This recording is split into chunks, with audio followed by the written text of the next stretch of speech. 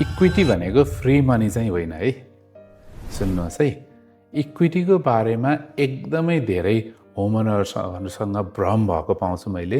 धेरैले त मेरो इक्विटी छ, मलाई ब्याङ्कले किन पैसा नदिने भन्ने खालको कुरा पनि गर्नुहुन्छ र केहीले चाहिँ त्यसलाई फ्री मनीको जसरी पनि सोचेको मैले पाउँछु। तर यहाँले सोच्नुपर्ने कुरा चाहिँ के हो भने, एज एन एक्जाम्पल, यदि $1 मिलियन यहाँको प्रपर्टीको भ्यालु छ र $5 लाख लोन तिर्नु छ भने त्यो जुन बिचको $5 लाख जो तपाईँको आफ्नो सम्पत्ति हो त्यो चाहिँ इक्विटी हो। अब त्यो $5 लाखबाट तपाईँले $1 लाख क्यास आउट गर्नुभयो भने तपाईँको त लोन बढेर $6 लाख हुने हो।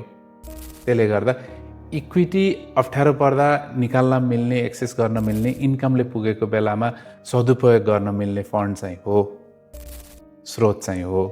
त्यसलाई तपाईँलाई ठुलो अप्ठ्यारोबाट जोगाउन सक्छ।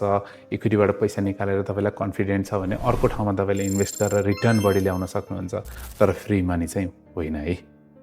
त्यसले गर्दा इक्विटी युज गर्नुहोस्, तर एकदमै सोचेर विचार गरेर वाइजली युज गर्नुहोस्। हजुरहरूको पनि होम इक्विटीको बारेमा क्वेसन छ अथवा होम लोनको अथवा ओभरअल प्रपर्टीको कुनै पनि क्वेसन छ भने मलाई यहाँले निर्धक्का साथ कन्ट्याक्ट गर्न सक्नुहुन्छ। यहाँहरूको दिन शुभ रहोस्। धन्यवाद।